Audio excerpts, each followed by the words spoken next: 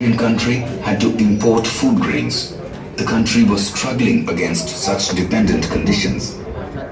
The extraordinary increase in the agricultural production, improved seeds, increased use of chemical fertilizers, intense efforts of the farmers, widespread arrangement for electricity distribution, improved facilities in irrigation, etc., is known as Green Revolution.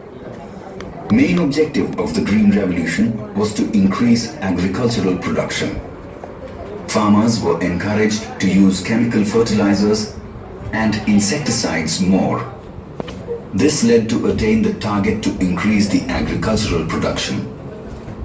There has been a record production of wheat and paddy due to Green Revolution. Where there was a scarcity of food grains in the country, today there is sufficient storage of the food grains.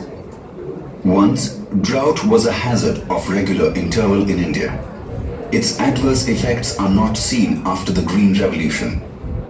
Due to the buffer stock of food grains, the conditions of drought or scarcity are faced conveniently. The self-sufficiency in food grains is a landmark of historic achievement of Green Revolution. Today, the production of cash crops has increased and the production of pulses and other cereals has decreased with the repetition of the same crop. To reach the stage where other countries of the world have progressed using better technology in agrarian field, we will have to be ready for next Green Revolution.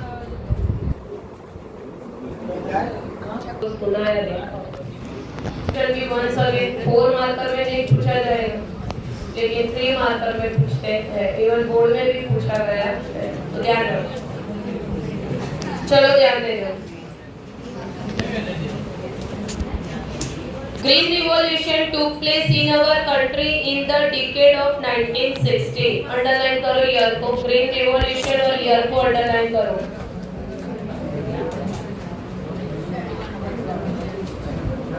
वैसे green revolution आपको word नया ही लगेगा हर बार, but originality ये है कि इसकी शुरुआत कब से की गई है, 1960 से। But before that there was a time when there was an acute shortage of food grains in the country.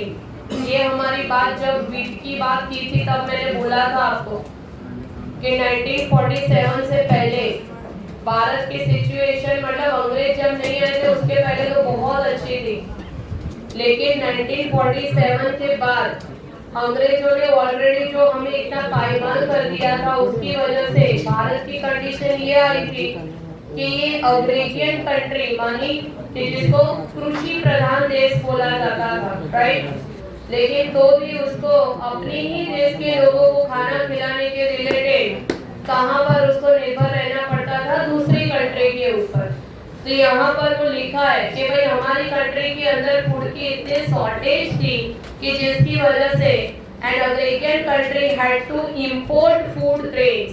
Import मानी क्या करना, दूसरी कंट्री से अपनी कंट्री में मंगवाना।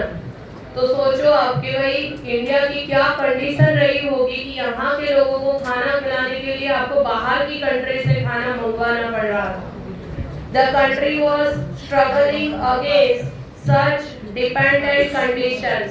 और बट ऑब्वियसली जब बेसिक चीज है खाना, और खाने की चीज के लिए भी अगर आपको दूसरी कंट्री के ऊपर डिपेंड रहना पड़ता है तो इससे वर्स्ट कंडीशन और कोई हो सकती नहीं है। सो गवर्नमेंट ने क्या किया, ग्रीन रिवॉल्यूशन किया।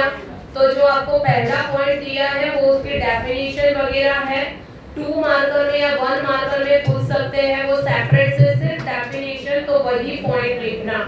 क्या लिखा है देखो, The extraordinary increase in the agricultural production because of improved seeds, underline करना हो, increased use of chemical fertilizer,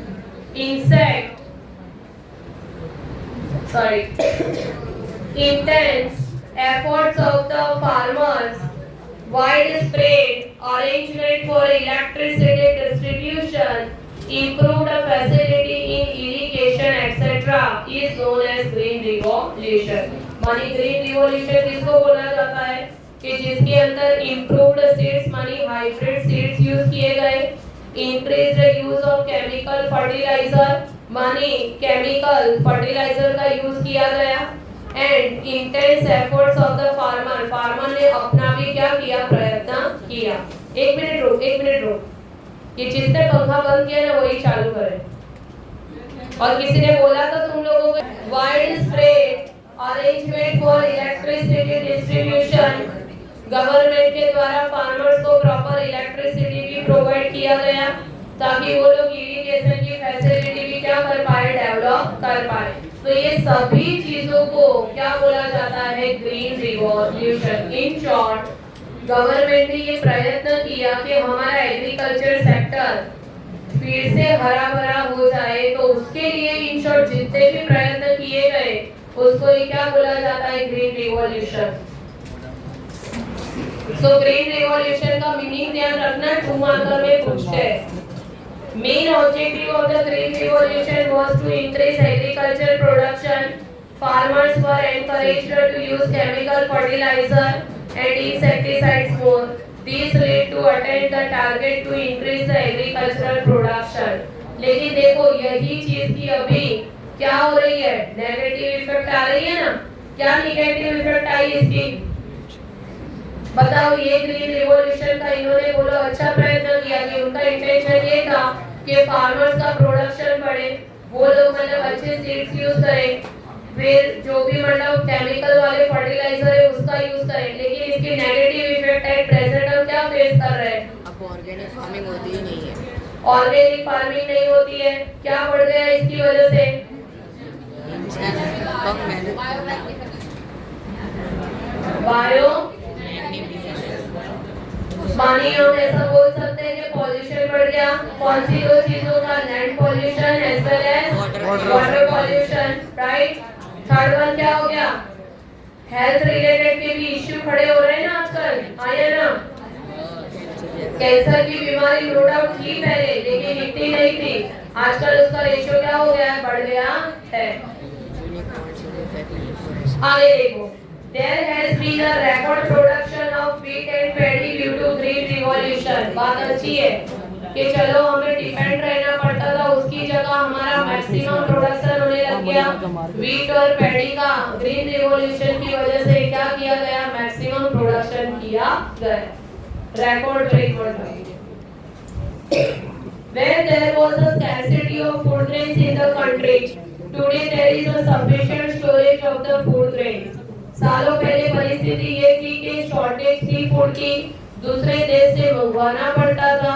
लेकिन अभी कंडीशन ऐसी है कि हमारे पास बड़ा वैसे खाने की रिलेटेड की तो ग्रेन की तो कोई शॉर्टेज नहीं है, उल्टा हमारे पास क्या है, काफी स्टॉक। और इसमें शायद लिखा हो या ना लिखा हो, काफी कंट्रियों को अभी तो हम क्या करते हैं, एक्सपोर्ट करते हैं grain, even wheat and paddy, right, कि ताकि वो लोग टोटली उल्टा हमारे ऊपर अभी तो निर्भर है। Once drought was a hazard of a regular interval in India. Its adverse effects are not seen after the Green Revolution। सालों पहले अगर 1947 के टाइम का भी अगर आप पास्ट देखो तो उस वक्त की हिस्ट्री ऐसी थी कि भारत के अंदर बहुत बार क्या होता था, दुकाल पड़ता था, राइट। पूरा मतलब मॉनसून जैसे कि सूखा जाता था, बिल्कुल भी मतलब कि जैसे रेन नहीं गिरती थी, या तो जो गिरनी चाहिए उतनी नहीं गिरती थी। तो इसकी वजह से बट ऑब्वियसली क्रॉप्स तो ग्रो होगा नहीं, तो उस वक्त की सिचुएशन बहुत ही मतलब वर्स्ट होती थी। लेकिन आज के जमाने में हमारे पास इंडिया में इतना स्टॉक है, अगर एक पूरी मानसून की सीजन भी अगर फेल हो जाए तो हम 1 या 2 साल तक पूरे मतलब इंडिया के लोगों को खाना खिला सके, उतना हमारे पास क्या है, स्टॉक अवेलेबल है। So its adverse effects are seen after the Green Revolution due to the buffer stock। Underline करो ये वर्ड को, buffer stock of food grains। कोई बताएगा मुझे what is the meaning of buffer stock?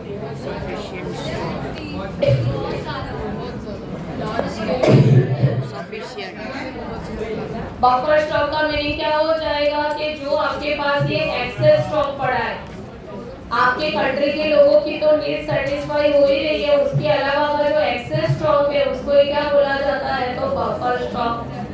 The conditions of drought or scarcity are faced conveniently. मतलब आसानी से, अगर जैसे कोविड के टाइम में ये सिचुएशन थी, ये सिचुएशन ऐसी खड़ी हुई थी कि लोगों का मतलब नौकरी धंधा बंद हो गया था, तो उनके पास पैसे भी नहीं थे ग्रेन परचेज करने के। तो गवर्नमेंट ने उस वक्त बहुत सारे लोगों को मतलब क्या किया था, मुफ्त में ऐसे ग्रेन डिस्ट्रीब्यूट किया। तो ये आप तभी कर सकते हो जब आपके पास क्या अवेलेबल हो, उसका स्टॉक, राइट। तो यहाँ पर ऐसा लिखा है कि ड्रॉट की सिचुएशन होती है, कोई भी इमरजेंसी की सिचुएशन होती है, तो हम आसानी से उसको फेस कर पाते हैं अभी ग्रीन रिवॉल्यूशन की वजह से। The self-sufficiency food grain is a landmark of history's achievement of green revolution. But obvious है, बड़ी सिद्धि बोली जाती है ये, क्योंकि आपको अभी फूड के रिलेटेड तो कम से कम किसी और के ऊपर डिपेंड होना पड़ता नहीं है। तो ये एक अच्छा लैंडमार्क है, मानी अच्छी निशान। Today the production of cash crop has increased and the production of pulses and other cereals has decreased with the repetition of same crop. To reach the stage where other countries of the world have progressed using better technology in agrarian field, we will have to be ready for next green revolution. तो रहा है तो pulses and cereals. तो अभी ऐसा बोला जा रहा है कि भाई नेक्स्ट ग्रीन रिवॉल्यूशन की अभी क्या है जरूरत है, ताकि हम ऐसे डेवलप कंट्रीज के साथ क्या कर पाए, मैडम खड़े रह पाए। Role of the agriculture in Indian economy, play कर भाई और ठीक से बैठ। Role of agriculture in Indian economy. Agriculture is the main occupation in India. The pressure which India had at the time of independence is now reduced somewhat. However, it still has an important contribution in Indian economy. It provides employment to about 1/2 of the population of the country. Agriculture holds about 17% of the total gross domestic production or GDP. Paddy, wheat, oilseeds, cotton, jute, sugarcane, tobacco, potatoes, etc. are major agricultural products of India. Much foreign exchange is earned from their export. India ranks second in the world in agrarian production. Industries like cotton, textile, sugar, paper, oil, etc., as well as the industries regarding the food processing get their raw material from agricultural products only. Agriculture provides food to the people of India. The Indian contribution is not consistent in the world agricultural market because of irregular and uncertain rain and inadequate facilities for irrigation.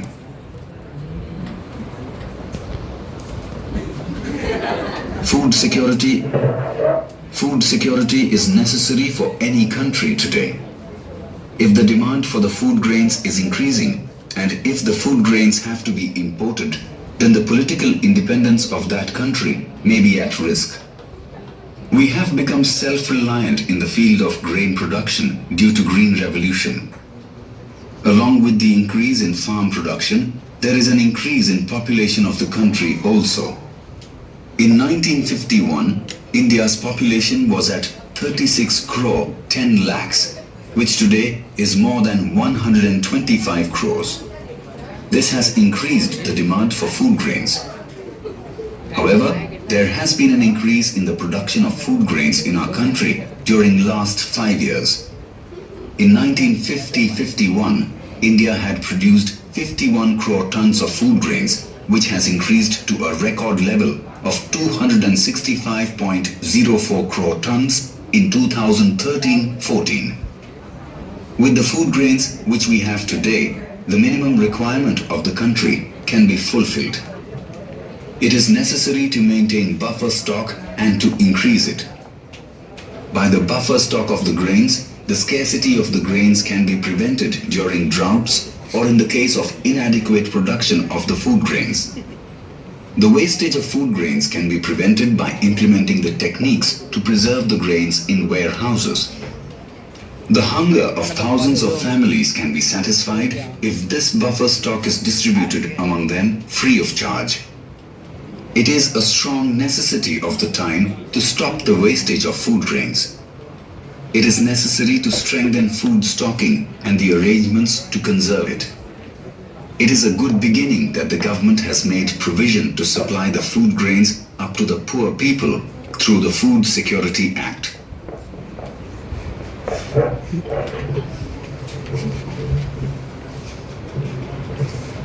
चलो ध्यान दें। Role of agriculture in Indian economy. यहाँ पर जो लिखा है वो तो हम पढ़ेंगे, लेकिन 1947 से पहले शायद ये चीज हमने पहले भी डिस्कस की थी। इंडिया की टोटल जो इकोनॉमी है उसमें से 70% हिस्सा किसका रहता था? एग्रीकल्चर का। So agriculture is the main occupation in India. So Bharat जैसे देश के अंदर अगर कोई मेन प्रोफेशन अगर कुछ है तो वो क्या है? Agriculture. The pressure which India had at the time of independence is now reduced somewhat. However, it still has an important contribution in Indian economy. क्या लिखा है? The pressure which India had at the time of independence, क्योंकि 1947 में हमारा agriculture एकदम bottom level पे चला गया था, क्योंकि हमारे वो बोलते हैं कि पूरे फार्मर्स वगैरह सबको अंग्रेजों ने क्या कर दिया था? डिस्ट्रॉय कर दिया था, पूरा पायमाल कर दिया था। So is now reduce somewhat, मतलब उससे तो अभी एट प्रेजेंट हमारी सिचुएशन काफी अच्छी है। हाउएवर फिर भी it still has an important contribution in Indian economy. It provides employment to about 1/2 of the population of the country. 1/2 of the population हो गया। परसेंटेज में अगर आपको पूछे तो कितना परसेंटेज हो जाता है? 50%। मानी भारत की 50% एम्प्लॉयमेंट कहाँ से जनरेट होता है? तो एग्रीकल्चर सेक्टर में से। Agriculture holds about 17 of the total, और ये most IMP full form GDP का बॉक्स करके रख दो, gross domestic production. So GDP के अंदर एग्रीकल्चर की कितनी हिस्सेदारी है? 70%। Paddy, wheat, oil seeds, cotton, jute, sugarcane, tobacco, potatoes etcetera are major agriculture products of India, जो हम बस सब कुछ पढ़ चुके हैं यहाँ पर, right. Much foreign exchange is earned from their export. बहुत सारी चीजों को तो एट प्रेजेंट क्या किया जा रहा है? एक्सपोर्ट किया जा रहा है। India rank second in the world in agrarian products. Underline करो इसको, second in the world in agrarian products. इसका मीनिंग क्या हो गया? एग्रीकल्चर की प्रोडक्ट्स के रिलेटेड इंडिया का स्थान पूरी दुनिया में कौन से नंबर पे है? सेकंड। तो बट ऑब्वियसली फर्स्ट कौन सा होगा? China. Industries like cotton, textile, sugar, paper, oil etcetera as well as industries regarding the food processing get their raw material from agriculture products only. Raw material के तौर पे भी बहुत सारी कंपनी ऐसी है कि जो पूरा किसके ऊपर डिपेंडेंट है? एग्रीकल्चर के ऊपर। जैसे मैंने एक छोटा सा एग्जांपल आपको शुगर केन का ही दिया था कि जो भी कंपनी मतलब के शुगर मैन्युफैक्चरिंग करती है, शुगर का प्रोडक्शन करती है, तो उसको रॉ मटेरियल के तौर पे क्या चाहिए? Sugar cane. अगर कोई कंपनी कॉटन बनाती है तो उसको क्या चाहिए? कॉटन चाहिए रॉ मटेरियल के तौर पे, राइट। तो ऐसी बहुत सारी चीजें हैं। जैसे आजकल आपको पता है कि जनरली लोग अभी हम घरों के अंदर जो 12 महीने का जो अनाज वगैरह होते हैं वो भी नहीं भरते, राइट। वो गेहूं वगैरह पिसवाने का काम भी नहीं करते। तो बहुत सारी ऐसी कंपनी है जो क्या करती है? रेडीमेड क्या देती है? आटा पीस के देती है ना, तो उनके लिए रॉ मटेरियल क्या हो गया? गेहूं हो गए। तो ऐसी बहुत सारी कंपनी है कि जिनको रॉ मटेरियल के तौर पे किसके ऊपर डिपेंड होना पड़ता है? एग्रीकल्चर के ऊपर। Agriculture provides food to the people of India. The Indian contribution is not consistent in the world agriculture market because of irregular and uncertain rain and inadequate facilities for irrigation. देखो first number पे जैसे China है तो हम भी India का स्थान भी आगे हो ही सकता है, लेकिन मेन चीज क्या बताइए आपको कि हम सारे ऐसे फॉर एग्जांपल इरिगेशन फैसिलिटी नहीं है अभी भी प्रॉपर जो रेन आनी चाहिए वो कई बार नहीं मिलती है। फॉरेस्ट के लोगों को जो फैसिलिटी मतलब मिलनी चाहिए उनको रेगुलर स्टॉक मिलना चाहिए वो नहीं मिलता है, इसलिए वो जल्दी इंडिया के साथ डीलिंग करते नहीं है।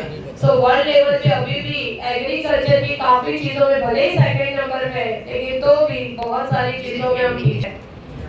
Food security is necessary for any country today. मुझे करना है तो उसको बोलो मैं अच्छा बोल दे वो कंटेंट शोधना पड़ेगा। खड़ा हो जा बेटा, खड़ा हो जा, चलो ध्यान दे दो।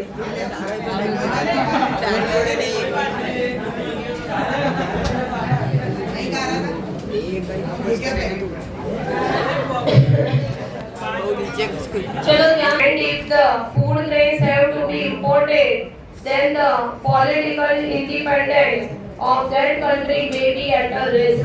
देखो बहुत अच्छी बात बताइए, क्या लिखा है यहाँ पर कि अगर आपकी कंट्री में फूड की डिमांड दिन प्रतिदिन बढ़ रही है और अगर उसके सामने आपके पास अगर ग्रेन अवेलेबल नहीं है और अगर आपको किसी और कंट्री से अगर क्या करना पड़ रहा है मंगवाना पड़ रहा है तो इन फ्यूचर आपकी कंट्री का इंडिपेंडेंस क्या हो जाएगा, एट रिस्क आ जाएगा। क्या हुआ, प्रॉब्लम है, कोई खर्चा है? नहीं, कुछ आवाज तो कर रहे हो, मेरे को भी सुना। शांति से बैठना, फिर इसके बाद तू 2 पॉइंट का रिवीजन देगी, ग्रीन रिवॉल्यूशन का और ये role of the agriculture in Indian economy. Best of luck to you. तुझे बैठना है ना तो तेरे जैसा कोई नमूना ढूंढ। चलो ध्यान दे दो आगे। तो यहाँ पर ऐसा लिखा है कि अगर आपको फूड के रिलेटेड किसी और के ऊपर डिपेंड होना पड़ रहा है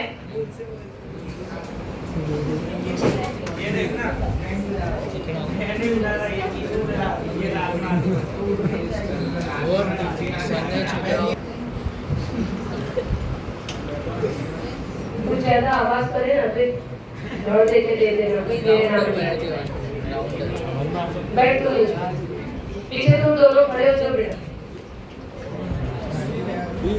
और तुम दोनों ठीक से खड़े रहना, वरना तुम्हारी पनिशमेंट ये होगी कि तुम understand, you only understand English, so speak in English so that he can understand. He is talking about you. चलो ध्यान दे दो आगे। हंसते क्या पण आमचं नाही असं होतं। मैं वो पैराग्राफ लास्ट वाला फिर से ले रही हूँ। Food security is necessary for any country today. कोई भी देश के लिए सबसे पहले क्या सिक्योर करना पड़ता है उनको, तो फूड का स्टॉक, क्योंकि सबसे पहले इमरजेंसी कोई भी आती है तो कोई भी इंसान को बिना खाए तो रह सकता नहीं है। If the demand for the food grains is increasing and if the food grains have to be imported, then the political independence of that country may be at risk। तो मैंने आपको बताया कि अगर आपकी कंट्री को खाना बाहर से इंपोर्ट करना पड़ रहा है तो इन फ्यूचर ऐसा हो सकता है कि आपको किसी और की क्या करनी पड़ेगी, गुलामी। We have become self-reliant in the field of grain production due to green revolution. Along with the increase in farm production, there is an increase in population of the country also। अभी देखो situation क्या हुई कि सरकार ने एक बार जो green revolution start किया 1960 से, तो साथ साथ में हमारा उसी वक्त से पॉपुलेशन भी क्या होने लग गया, इंक्रीज होने लग गया। तो हमारी चीज ये हुई कि प्रोडक्शन एक बार जो बढ़ रहा है लेकिन सामने डिमांड भी क्या हो रही है, बढ़ रही है। सो इन 1951 India's population was at 36 crore 10 lakh. Underline करना, वो सबसे डिजिट आपको 1950 में भारत का या तो 1951 में भारत का पॉपुलेशन कितना था, क्या आ जाएगा 36 crore 10 lakh, which today is more than 125 crore. हमें भी पता है 125 भी नहीं है, उससे ज्यादा है। 140 प्लस बोला जाता है, ठीक है, लेकिन हम अभी तो टेक्स्ट बुक का ही लिखेंगे। This has increased the demand for food grains.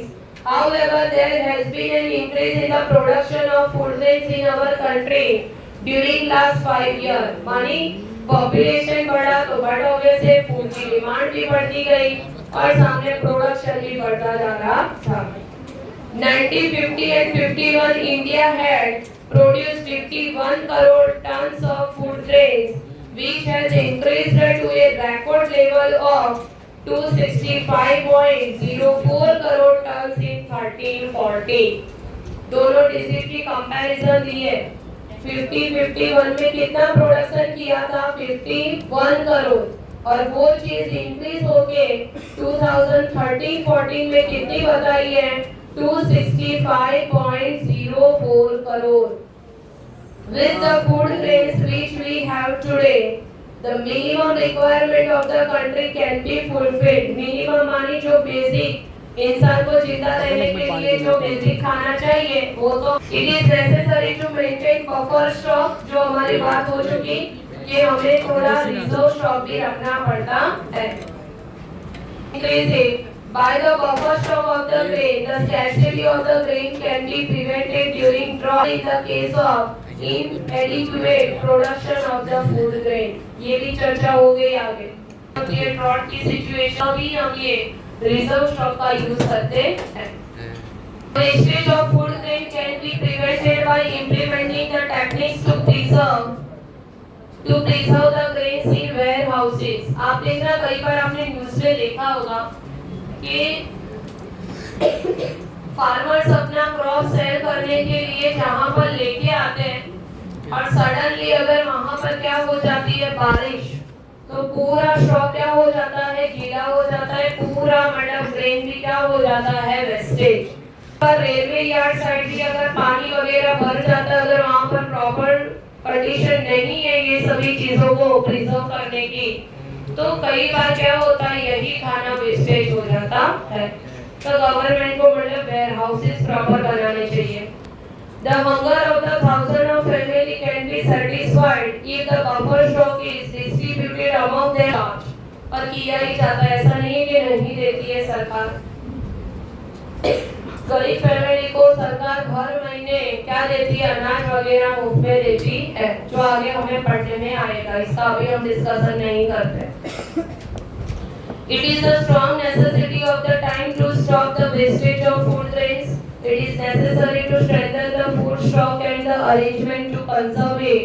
It is a good beginning that government has made a province to supply the food grains up to the poor people through the Food Security Act। ये पूरे में यही सिर्फ याद रखना है, FSA underline करो, bracket में वहाँ पर लिख के भी रखना है FSA, food security act.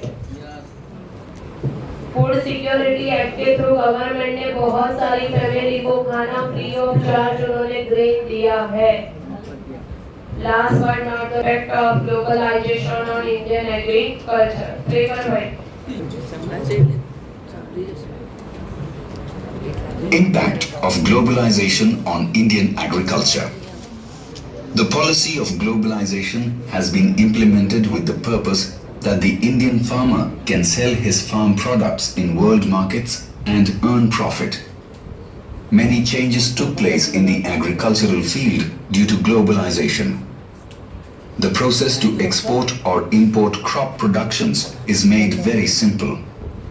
In Chinese markets, and various fruits from around the world are now available in Indian market.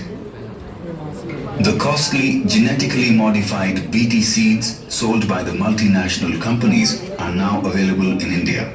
Due to this, farming has become costly. The production of cotton and maize has increased. With the imports becoming smoother, the domestic farm products have to face tough competition. Some products have gained global markets, hence the necessity of registration of their patents. It is necessary to register qualitative farm productions as national patent in the world market. To face the competition in agricultural products in global markets, India will have to adopt new technology and concentrate on to increase the economic prosperity and solidarity of people. With increasing population, the probable future increase in the demand for agricultural products and to maintain the march to economic progress, it is necessary to arrange the strategy for second green revolution. Globalisation on the Indian agriculture जो हट चुके हैं ना, और से 2 point थे उसमें, globalisation और दूसरा भी वर्ड था लिबरलाइजेशन। सो ग्लोबलाइजेशन की क्या इम्पैक्ट पड़ी हमारे एग्रीकल्चर सेक्टर के ऊपर, लेटर से the policy of globalisation has been implemented with the purpose that the Indian farmer can sell his farm products in world markets and earn profit। मतलब इसका main purpose यही था कि भारत के जितने भी फार्मर्स हैं कि जिनके पास मतलब एक्सेस स्टॉक है, तो वो लोग क्या कर सकते हैं, अपना स्टॉक मतलब ग्लोबली मतलब दूसरी कंट्रियों में भी सेल कर सकते हैं। Many changes took place in the agriculture field due to globalization। The process to export or import crop production is made very simple। मतलब ग्लोबलाइजेशन के अंदर गवर्नमेंट के द्वारा जो भी पॉलिसीज थोड़ी लिबरल की गई कि जिसकी वजह से इंपोर्ट और एक्सपोर्ट कैसा हो गया, मतलब बहुत ही easy. Cotton, chilies and tea are now available in China markets and various fruits from the world are now available in India market। जो आजकल हम फॉरेन के भी फ्रूट्स यहाँ पर अवेलेबल है और हमारी भी प्रोडक्ट्स इवन फॉरेन में भी अवेलेबल होती है। तो भी वो 3 वर्ड के नीचे अंडरलाइन करो, कॉटन, चिलीज एंड तिल। The costly genetically modified BT seeds sold by the national companies are now available। Underline करो ये लाइन को भी। बीटी सीड्स का मीनिंग की मतलब हाइब्रिड सीड्स हो जाते हैं, अच्छी क्वालिटी वाले, लिखा है ना जेनेटिकली मॉडिफाइड, मानी रिसर्च करके बेस्ट क्वालिटी वाले जो सीड्स होते हैं वो प्रोवाइड करवाए जाते हैं ताकि उसमें से मैक्सिमम क्या कर पाए, हम प्रोडक्शन कर पाए। Due to this farming has become costly, the production of cotton and maize has increased। But obvious है, BT सीड्स वगैरह अगर आप यूज करते हो तो उसके आपकी कॉस्टिंग बढ़ जाती है, लेकिन सामने प्रोडक्शन भी कैसा होता है, ज्यादा। कॉटन और मेज का प्रोडक्शन इसी वजह से इंक्रीज हुआ है। With the impact becoming much smoother, the domestic farm products have to face a tough competition। So चीजें होती है उसको भी फिर कंपटीशन देती है क्योंकि बाहर की प्रोडक्ट्स यहाँ पर एंटर होती है। दैट्स व्हाई देखते हो, मैं लास्ट टाइम तुझे बोल रही हूँ शांति से बैठना, फिर तुझे ऐसा ना लगे मेरे को ही बोलते हो। हाँ, फिर कल जो उसके साथ पावर कर रहा था, होशियारी मार रहा था, उधर ध्यान दे लो भी आगे। Some products have gained global market has a necessity of registration of their patents। काफी ऐसे प्रोडक्ट्स है कि जिसकी ग्लोबल लेवल पे क्या है, डिमांड है, तो उसका क्या करना पड़ता है, रजिस्ट्रेशन भी करवाना पड़ता है। It is necessary to register qualitative farm products as a national patent in the world market। Underline करो ये लाइन को। क्या लिखा है यहाँ पर कि it is necessary to register qualitative farm products। Qualitative मानी जिसकी गुणवत्ता कैसी होती है, अच्छी, as a national patent in the world market. World level पे उसको मतलब इंडिया का क्या किया जाता है, लोगों मतलब के हॉलमार्क दिया जाता है। पेटेंट मानी के लिए उसका सेल करने का राइट है आपके पास, ऐसा रजिस्ट्री करवानी पड़ती है।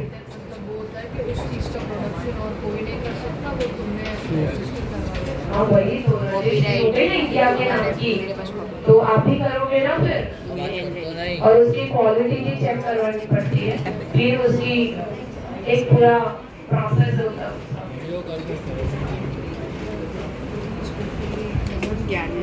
बनता ना मासी ऑडियो करो चलो आगे देखो। मैं कभी नहीं और जिसके पास जनरली इसका रजिस्ट्रेशन होता है वही लोग इसको क्या कर पाते हैं, सेल, बाकी कर पाते नहीं है। और इंटरनेशनल लेवल पे आपको सेल करना है तो बट ऑब्वियसली उसका भी इंटरनेशनल लेवल पे रजिस्ट्रेशन होना चाहिए। To face the competition in agriculture products in global technology and concentrate on quality, main चीज आ जाती है क्वालिटी। अगर क्वालिटी अच्छी है तो कोई भी पर्सन क्या करेगा, पैसा खर्च करेगा। अगर आपकी क्वालिटी के ऊपर इंटरेस्ट नहीं होगा तो फिर कोई परचेज करेगा नहीं। A series of planned steps will have to be taken to increase the economic prosperity and the solidarity of people. मतलब अगर आप अच्छे से प्लानिंग करके अगर आगे बढ़ोगे तो इंडिया की तो इकोनॉमी आगे बढ़ेगी, लेकिन लोकल जो पीपल है कि जो इसके साथ इन्वॉल्व है उनकी भी मतलब प्रॉस्पेरिटी आगे बढ़ेगी। With increasing population, the probable future increase in the demand for agricultural products and to maintain the march to economic progress, it is necessary to arrange the strategy for the second green revolution. और ये मैंने जो भी इतिहास मतलब समझा है उसके ऊपर से मुझे हमेशा ही लगता है, नो डाउट गवर्नमेंट ने भले ही किया मतलब लिबरलाइजेशन एंड ग्लोबलाइजेशन, लेकिन अगर गवर्नमेंट ने सही में 1947 के बाद 100% फोकस अगर उन्होंने एग्रीकल्चर के ऊपर किया होता ना और ज्यादा, हम ऐसा नहीं बोलते सर्विस सेक्टर को ना दे, सर्विस सेक्टर को भी मौका दे, लेकिन एग्रीकल्चर को भूलना नहीं था। उसको भी अगर साथ में आगे लेके बड़े होते ना तो अभी इंडिया की सिचुएशन कुछ और होती। क्योंकि इंडिया आपको पता ही है कि हम यहाँ पर तीनों सीजन फील करते हैं। यहाँ मॉनसून भी बहुत अच्छा रहता है, दूसरी के वेदर वाइज भी यहाँ पर मतलब के ज्योग्राफिकल मतलब डिफरेंस बहुत ज्यादा है कि जिसका हम बेनिफिट उठा सकते हैं, लेकिन शायद वो किया नहीं। अभी भी धीरे धीरे अक्ल आ जाए, बहुत अच्छी बात। सो फाइनली यहाँ पर आपका चैप्टर 10 फिनिश होता है और इसकी खुशी में 2 मिनट का मौन है।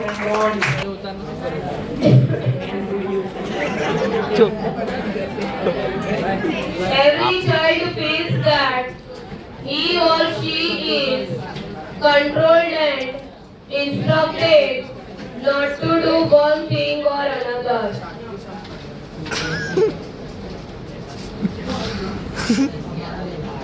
मतलब हर एक चाइल्ड को अपनी लाइफ के अंदर ये चीज फील होती है कि भाई उसको हमेशा क्या किया जा रहा है, कंट्रोल किया जा रहा है। आपको हमेशा ऐसे घर पे फील होता है कि आपके मदर फादर आपको हमेशा इंस्ट्रक्शन देते रहते हैं, ये चीज करनी चाहिए, ये चीज नहीं करनी चाहिए। You too may feel that your freedom is curtailed, और ये वर्ड फिर से आया सेकेंड नंबर के चैप्टर में, ऑलरेडी आ चुका है नेल्सन मंडेला वाले चैप्टर में। एंड कर्टेन का मीनिंग क्या हो जाता है, रिड्यूस। कि भाई आपको ऐसा फील होता है कि आपसे आपकी आजादी जैसे क्या कर ली गई है, छीन ली गई है या तो कम कर दी गई है। Write down some of the things you want to do, but your parents या तो elders do not allow you to। मतलब यहाँ पर बोला है कि आप आपकी लाइफ में जो करना चाहते हो उसको लिखो, लेकिन आपके पेरेंट्स वो चीज करने से आपको क्या कर रहे हैं, मना कर रहे हैं। To read the poem aloud, form pairs, each reading alternative stanzas, you are in for a surprise। So यहाँ पर जो alternative stanza दिए वो हम पढ़ेंगे तो आपको थोड़ा इसमें समझ में आएगा। फर्स्ट stanza देखो, don't bite your nails Samantha, don't haunch your shoulders Samantha, stop that slouching and sit up straight Amanda। तो यहाँ पर ऐसा बोला जा रहा है कि भाई ये बात अमंडा के पेरेंट्स में पर्टिकुलर उसकी मदर उसको बोल रही है। क्या बोल रही है कि don't bite your nails Amanda, कि अमंडा तू तेरे नाखूनों को मतलब चबाना बंद कर। Don't haunt your shoulders Amanda, मतलब तेरे जो ये शोल्डर्स है उसको जनरली ऐसे वॉश करते रहते हैं, हिलाते रहते हैं, व्हाटएवर, स्ट्रेट नहीं बैठते, तो वो करना बंद कर। Stop that slouching and sit up straight. झुके हुए ऐसे बैठते रहते हैं ना, कि वो बंद कर, ऐसे कैसे बैठ, स्ट्रेट बैठ। अभी ये तो इंस्ट्रक्शन उसकी मदर की है, लेकिन ओरिजिनल अमंडा क्या चाहती है तो ब्रैकेट में लिखा है, जो वो अपने मन में सोच रही है। उसकी मम्मी जब ये बोलती है तब क्या सोचती है कि देयर इज ए लैंड्यूड एमराल्ड सी। लैंड्यूड का मीनिंग आपको दिया है पीछे, क्या हो जाता है, रिलैक्स या तो पीसफुल, शांत। एंड एमराल्ड सी, एमराल्ड का मीनिंग क्या हो जाता है, वास्ट, डीप, ओशन। वेयर